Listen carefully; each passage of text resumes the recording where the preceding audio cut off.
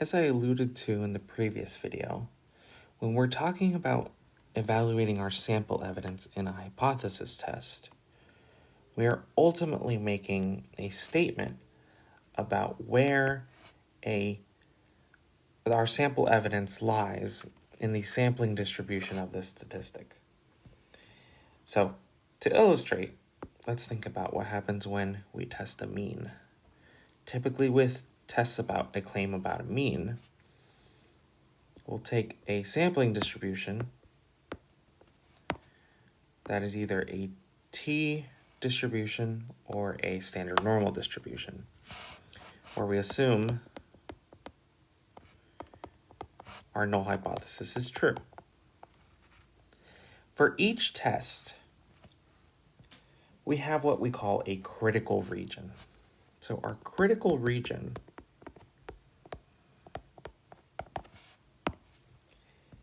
is the interval or area for the sampling distribution for which we reject the null hypothesis. So it separates the critical value, so in this case we'll call it Z alpha, separates the rest of the distribution from the critical value, from the critical region.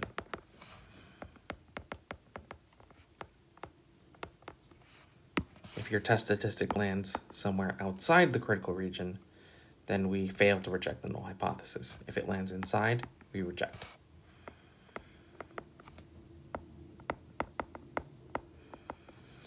The reasoning for this is that in this distribution, we are ultimately examining how likely it is for our sample evidence to land in that region. So if our test statistic lands in the critical region, what we're really saying is that the probability of obtaining this sample evidence by random chance alone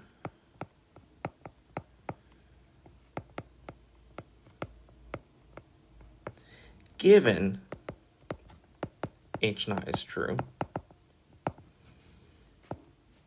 is less than the level of significance alpha, the risk of making a false positive. And so literally, this p-value, which we call the p-value, is that probability of obtaining that test statistic, or something more extreme than it. So the or something more extreme than it actually comes from what kind of test we have. Ultimately, we have three kinds of tests. And we distinguish them by what we call the tails. Case 1 is what we call a left-tailed test. So this happens when we have a sampling distribution and our critical region is the left tail of this distribution.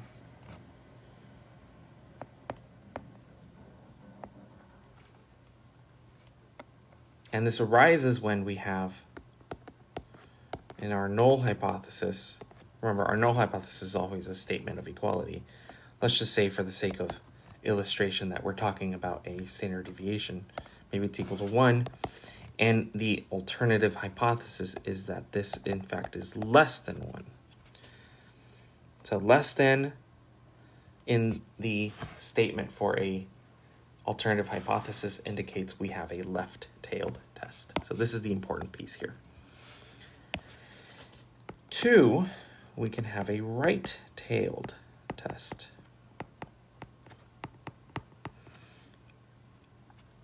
So again, let's think about a distribution here. And maybe this is for a a proportion. So here's our Z alpha. And this comes from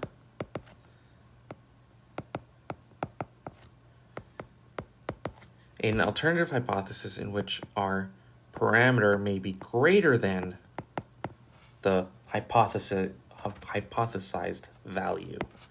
So greater than indicates right-tailed test. Lastly, how do we get a two-tailed test? Well, if our hypotheses, for instance, if I'm talking about a statement about a mean,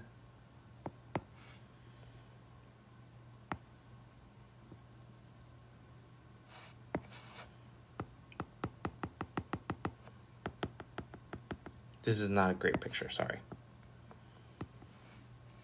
But in this case, we have two different critical values. And they separate two critical regions, one being the left tail and one being the right tail. And this happens when our alternative hypothesis is a statement of inequality, specifically mu not equal to 5 or whatever the parameter happens to be. So not equal to indicates two-tailed. Greater than indicates right-tailed. Less than indicates left-tailed. And the first two cases are what we called one-tailed tests, because it'll either be left or right.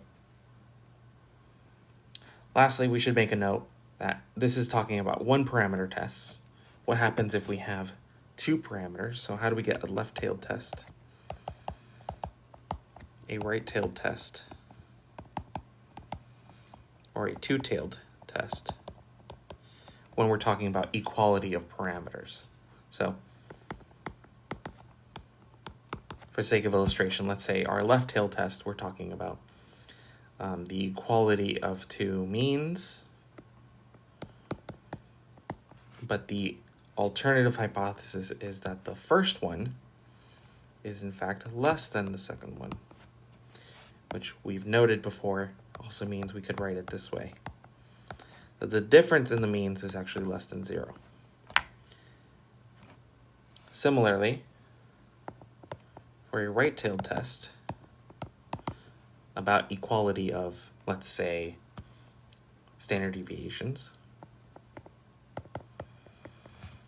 if sigma 1 is in the alternative hypothesis believed to be greater than the second sigma, again, in other words, we are saying that the difference in means is greater than 0, although we'll talk about this in more detail later. We're actually talking about a ratio in this case, and it's greater than 1. Then we obtain a right-tailed test. Or if we were talking about a different parameter, greater than 0, for instance. And lastly, two-tailed, that happens all the time when we have an alternative hypothesis in which our two parameters, in this case, we're supposing that it's two proportions, and they're just simply not equal to each other. And the same pictures apply. We do end up getting these sampling distributions where either the right tail or the left tail is a critical region for the left-tailed or the right-tailed tests. And in a two-tailed test, the critical region is the two critical regions bounded by two different critical values. All of this is specific to the testing procedure and the theory-based approach that we're using for that specific hypothesis test.